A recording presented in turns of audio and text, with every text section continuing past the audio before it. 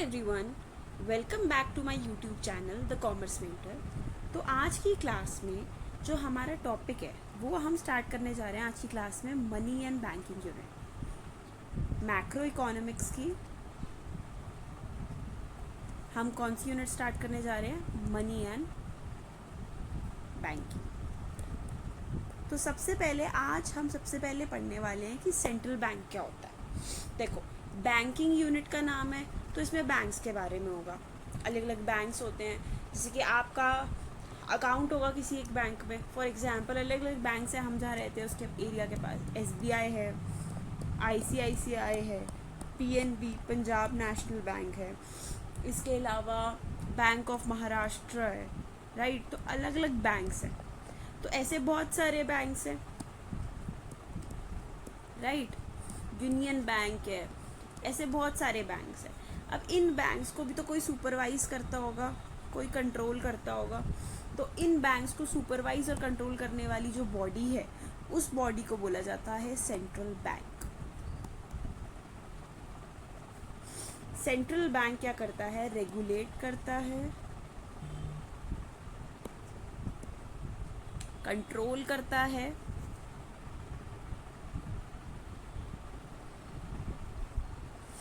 और सुपरवाइज करता है इन सारे बैंक्स को। तो आज का जो हमारा टॉपिक है वो है फंक्शंस ऑफ सेंट्रल बैंक। आज हम ये पढ़ने वाले हैं सेंट्रल बैंक क्यों है। कोई काम करता होगा ना बैंक्स के लिए, बैंक्स का कुछ देखता होगा, बैंक्स के लिए बहुत सारा रोल प्ले करता होगा, तभी तो इसको सेंट्रल बैंक बोला जा रहा है। सेंट्रल बैंक मतलब ये सारे बैंक्स को कंट्रोल कर रहा है। सारे बैंक्स का हेड कौन है? Central bank. तो आज का हमारा टॉपिक यही है, functions of central bank. I can guarantee you कि बोर्ड के एग्जाम में आपका एक फंक्शन तो पक्का आता है पेपर में एक्सप्लेन करने को, 3 मार्क्स में या 4 मार्क्स में। तो इसमें से एक क्वेश्चन गारंटीड है आपके बोर्ड में आएगा। तो आज इसको इस वीडियो के थ्रू अच्छे से पढ़ लो। कोई भी डाउट हो मुझे कमेंट सेक्शन में बताना, मैं उसे नेक्स्ट वीडियो में क्लियर करूँगी। बट आज ये फंक्शंस को मेरे साथ कर लो, समझ लो। पहले क्लास के बाद नोट से, मेरे ही नोट से इनको रिवाइज कर लेना, स्क्रीनशॉट ले लेना नोट्स का। अगर नोट्स आपको पीडीएफ फॉर्म में चाहिए तो कमेंट सेक्शन में बताना, और आज ही इसको लर्न करके एक बार खुद अपने हाथ से लिखना। आई कैन गारंटी यू आज आपके 3 या 4 नंबर बोर्ड के पक्के, ठीक है। तो आज जो हमारा इस सेंट्रल बैंक का पहला फंक्शन है वो है गवर्नमेंट बैंक। जो सेंट्रल बैंक है वो गवर्नमेंट का बैंक है,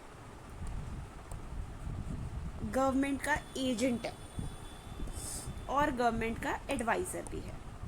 अभी मैं नोट्स से पढ़ाऊंगी ये, पर पहले थोड़ा सा इसको हम रफ में समझते हैं, फिर हम नोट्स पे जाएंगे, ठीक है। पहले हमें अपनी भाषा में समझने की ज़रूरत है, तभी हम नोट्स की बुकिश लैंग्वेज, इंग्लिश वाली लैंग्वेज हम समझ पाएंगे, राइट। तो जब भी गवर्नमेंट को भी पैसे की ज़रूरत होती है तो गवर्नमेंट क्या करती है? सेंट्रल बैंक के पास जाती है।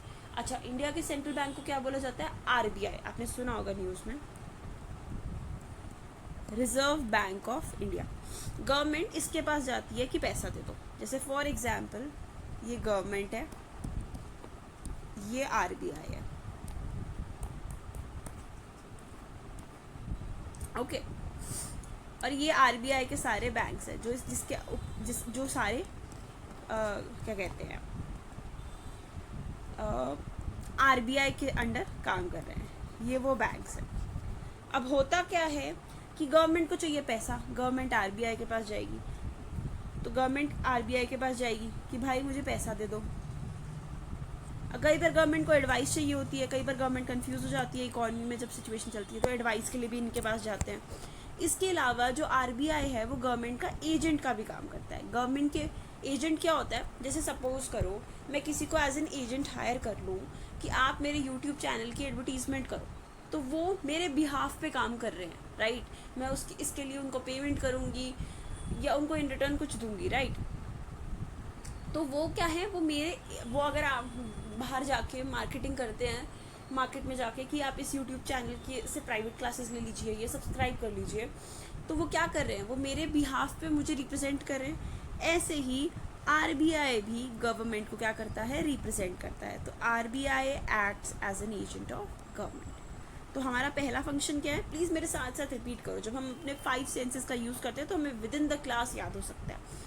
पहला फंक्शन क्या है, RBI acts as a government bank,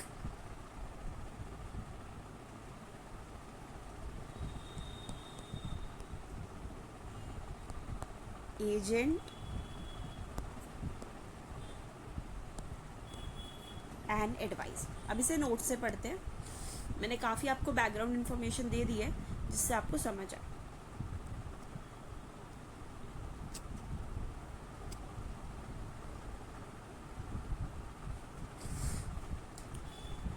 It is one of the main functions of the central bank. It is one of the main function of the central bank.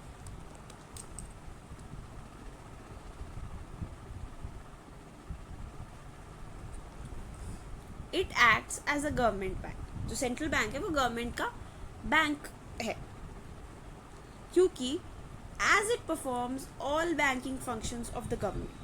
क्योंकि जो central bank है वो government के लिए सारे banking functions perform करता है। जैसे आप लोग एसबीआई, पीएनबी, ये सारे बैंक्स में जाते हो अपने पैसे डिपॉजिट करने, एफडी कराने, लोन लेने, वैसे ही गवर्नमेंट भी किसके पास जाती है, वो गवर्नमेंट इन बैंक्स के पास नहीं, सेंट्रल बैंक के पास जाती है लोन के लिए। तो सेंट्रल बैंक गवर्नमेंट का बैंक है। Like the commercial banks perform they for the customer. जैसे कमर्शियल बैंक आपको सर्विसेज दे रहे हैं, वैसे ही सेंट्रल बैंक वही बैंकिंग सर्विसेज किसे दे रहा है, गवर्नमेंट को दे रहा है। So it acts as a government bank. तो पहले पॉइंट में हमने ये वाली चीज़ समझा दी कि it acts as a government bank.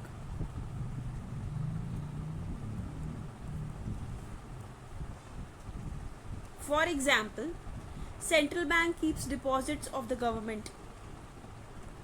Central bank keeps deposits of the government and give loans to the government against security. जैसे अगर आप लोन लेने जाओ तो आपको इन रिटर्न कोई सिक्योरिटी रखनी पड़ेगी, आपको अपनी लैंड या प्रॉपर्टी के पेपर्स रखने पड़ेंगे, कुछ गोल्ड रखना पड़ेगा। तो वैसे ही यहाँ पे भी गिव एंड टेक रिलेशन। ऐसा नहीं है कि गवर्नमेंट को फ्री में लोन मिल जाता है, गवर्नमेंट को भी एज सच कोई सिक्योरिटी रखनी पड़ती है। और गवर्नमेंट के बिहाफ पे, मैंने बताया था ना, आप किसी के एजेंट कब कहलाए जाते हो, जब आप उनके बिहाफ पे काम करो। जो सेंट्रल बैंक है वो गवर्नमेंट के बिहाफ पे पेमेंट्स करता है, पेमेंट्स रिसीव करता है, तो इसीलिए वो सेंट्रल बैंक गवर्नमेंट का क्या है, एजेंट है।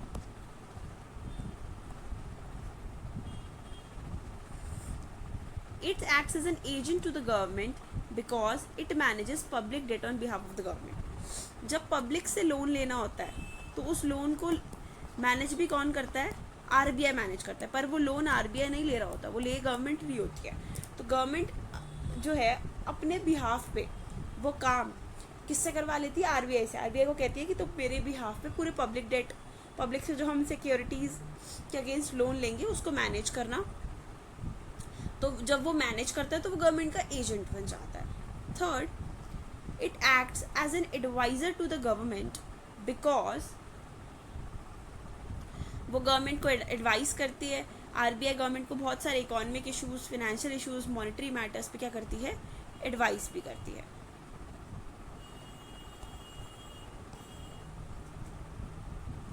तो यहाँ पे हमारा पहला फंक्शन खत्म होता है जो आरबीआई काम करती है हमारे, क्या कहते हैं, गवर्नमेंट के लिए। तो क्या क्या करती है वो, गवर्नमेंट का बैंक का रोल प्ले करती है, गवर्नमेंट के एजेंट का रोल प्ले करती है और गवर्नमेंट के एडवाइज़र का रोल प्ले करती है। अब देखो, आरबीआई का पहला फंक्शन यहाँ पे कंप्लीट होता है। अब हम पढ़ेंगे आरबीआई का दूसरा function which is bankers bank and supervisor. तो पहले इसको एक बार रफ में समझ लेते हैं, फिर हम इसको नोट से पढ़ेंगे।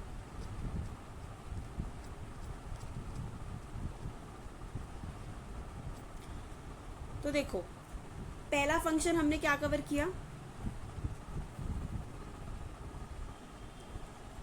गवर्नमेंट बैंक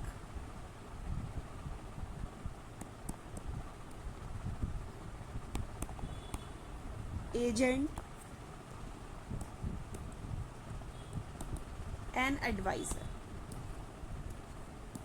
जो सेकंड फंक्शन है हमारा वो बेस्ड है कि जो आरबीआई है, क्योंकि हम सेंट्रल बैंक यानी आरबीआई के फंक्शंस पढ़ रहे हैं, आरबीआई हमारे बैंक्स के लिए क्या करता है, पहले में था गवर्नमेंट के लिए क्या करता है, जो दूसरा फंक्शन है वो है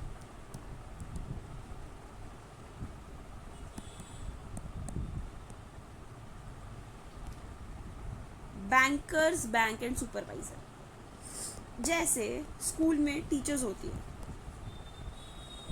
उन टीचर्स के अबव कोई पूरे स्टाफ रूम का हेड होता है, और उस स्टाफ रूम हेड के ऊपर प्रिंसिपल होती है, राइट। ऐसे ही होता है।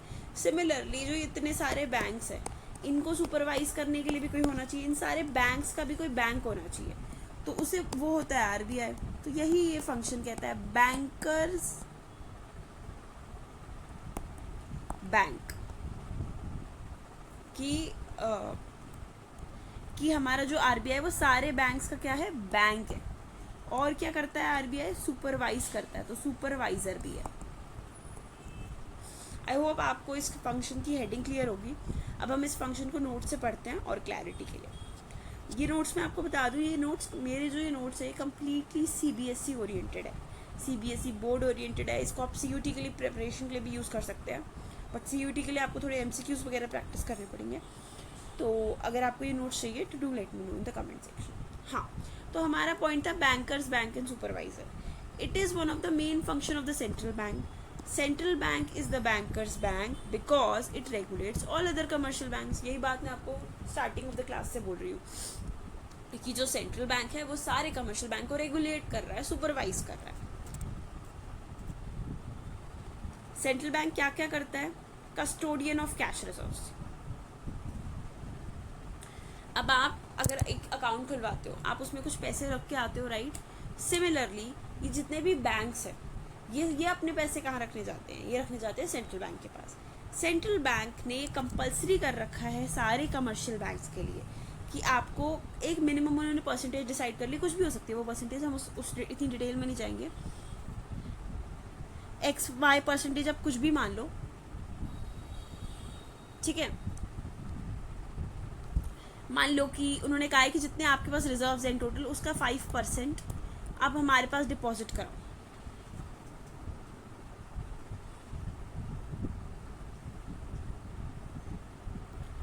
ठीक है। और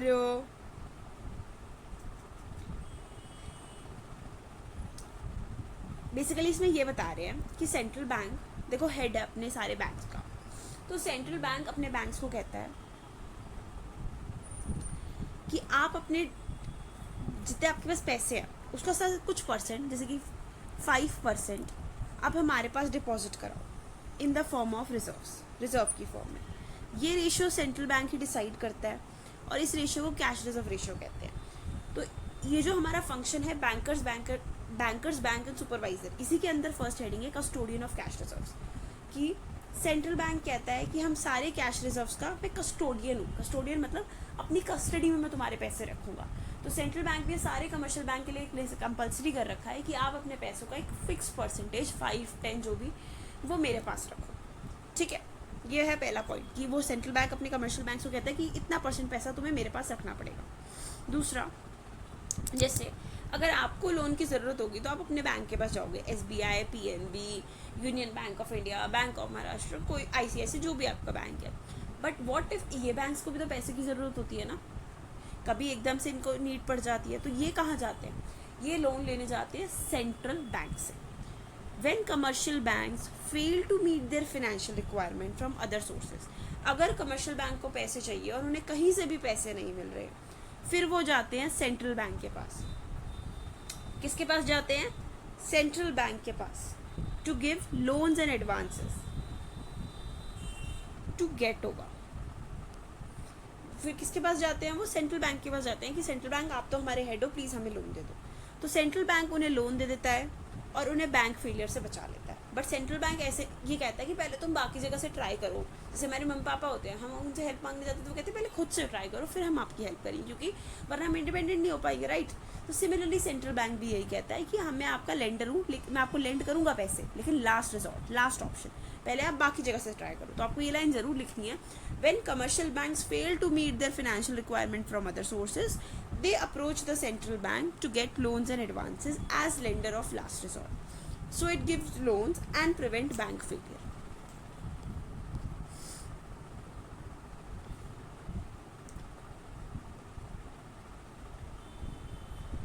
क्लियरिंग हाउस, जो सेंट्रल बैंक है वो क्लियरिंग हाउस का भी फंक्शन परफॉर्म करता है। क्लियरिंग हाउस का फंक्शन का मतलब क्या है, जो सेंट्रल बैंक है वो, जैसे कि मान लो इसको हम रफ में समझते हैं,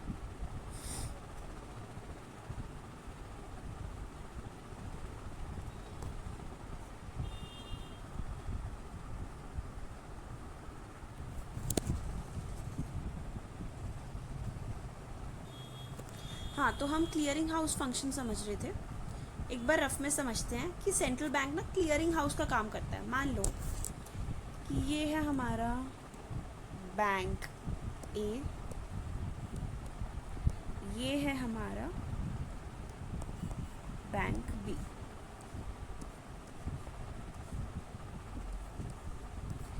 बैंक ए ने बैंक बी को 50 लाख की पेमेंट करनी है, ठीक है, और बैंक बी ने बैंक ए को 47 लाख की पेमेंट करनी है।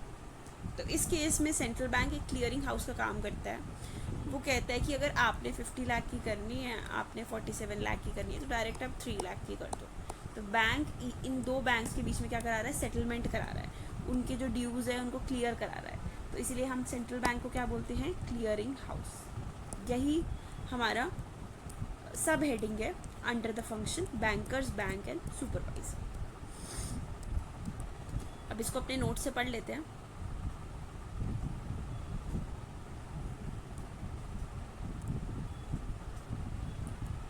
It also performs clearing house function by settling, this is not setting, it will be settling, इसको आप करेक्ट कर लेना, by settling the claims of commercial banks against each other by making debit and credit entries in their accounts।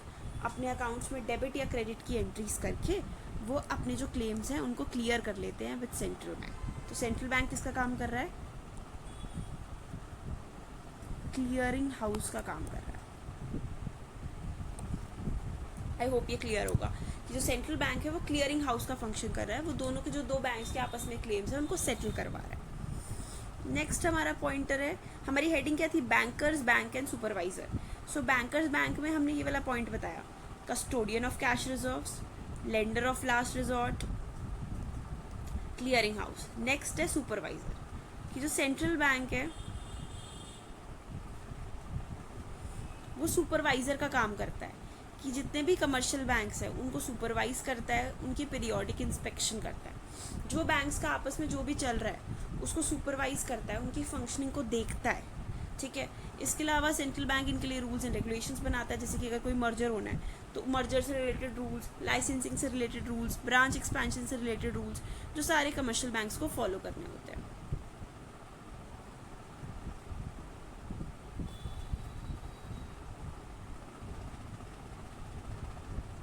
I hope ये आपको clear होगा। Next जो हमारा function है सेंट्रल बैंक का वो है custodian of foreign exchange reserves. Foreign exchange क्या होता है, फॉरेन करेंसी, आपकी करेंसी को छोड़ के, यानी आपकी करेंसी क्या है, डोमेस्टिक करेंसी क्या है, इंडियन करेंसी रुपीज़, इस रुपीज़ को छोड़ के दुनिया में जितनी भी करेंसी है, डॉलर, यूरो, वो सब क्या है, फॉरेन एक्सचेंज है।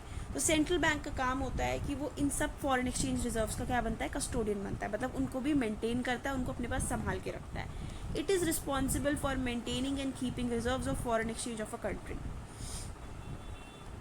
All foreign exchange transactions must be rooted through central bank. जितने भी फॉरेन एक्सचेंज की ट्रांजैक्शंस हैं उनको सेंट्रल बैंक के थ्रू हमें रूट करना होता है, कंट्रोल करना होता है।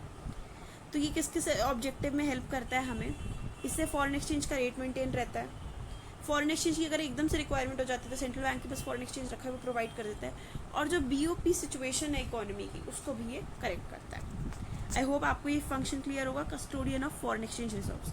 अब जो हम नेक्स्ट फंक्शन पढ़ने जा रहे हैं वो ये है सेंट्रल बैंक का, कि central bank acts as a issuer of currency. हमारी जो करेंसी है, नोट्स है, कॉइन्स, उसे कौन छाप रहा है, कौन इशू कर रहा है, सेंट्रल बैंक इशू कर रहा है। तो हमारा नेक्स्ट फंक्शन है issuer of currency. It is one of the main function of central bank. Central bank is the issuer of currency. Central bank ही क्यों इशू करता है, क्योंकि उसी पे ये राइट है। अगर मान लो कि आपके स्कूल में आपकी जो स्कूल की नोटबुक्स है वो प्रिंसिपल ही क्यों स्टैम्प करिए, because that person that lady has the right to do that thing. Similarly central bank ही क्यों करेंसी इशू कर रहा है, because it has the legal right to issue new currency.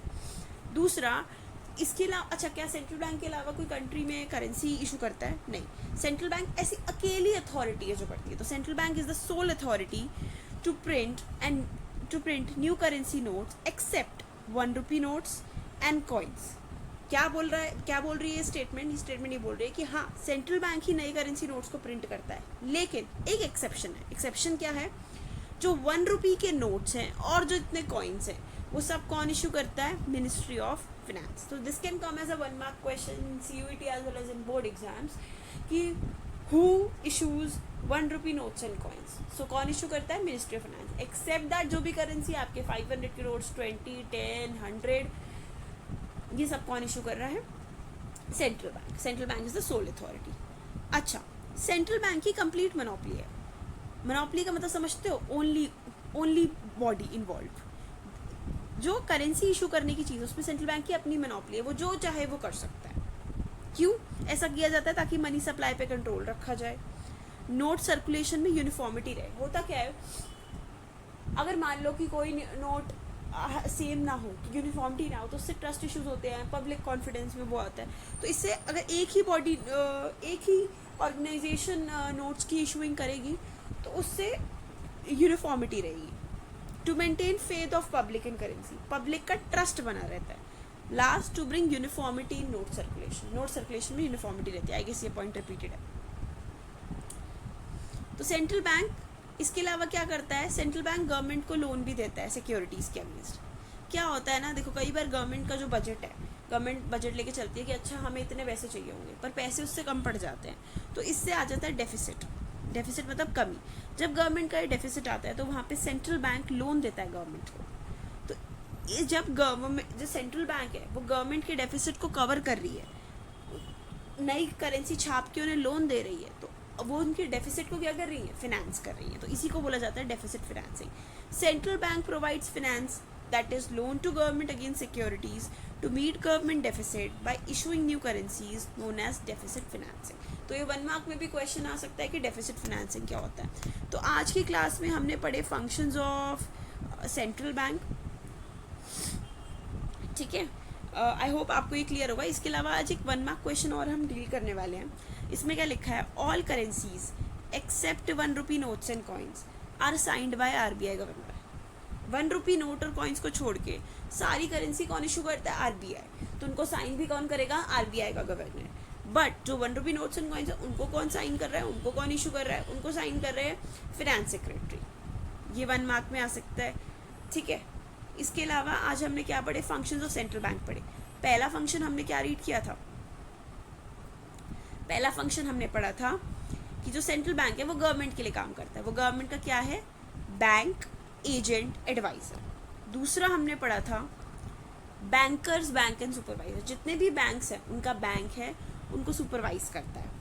तीसरा हमने पढ़ा कि central bank foreign exchange reserves को संभाल के रखता है, custodian of foreign exchange reserves. चौथा पॉइंट है हमारा इशूअर ऑफ करेंसी. वो करेंसी को क्या करता है? इशू भी करता है. तो आज की क्लास में हम बस इतना ही कवर करेंगे. अगर आपको इस टॉपिक से रिलेटेड कोई भी डाउट हो तो कमेंट सेक्शन में ज़रूर बताना. Thank you so much. Also please do subscribe to our channel. अगर आपको हमारी वीडियोस यूज़फुल लग रही है, हमारा कंटेंट, तो आप मेरे चैनल को सब्सक्राइब करें. Thank you so much.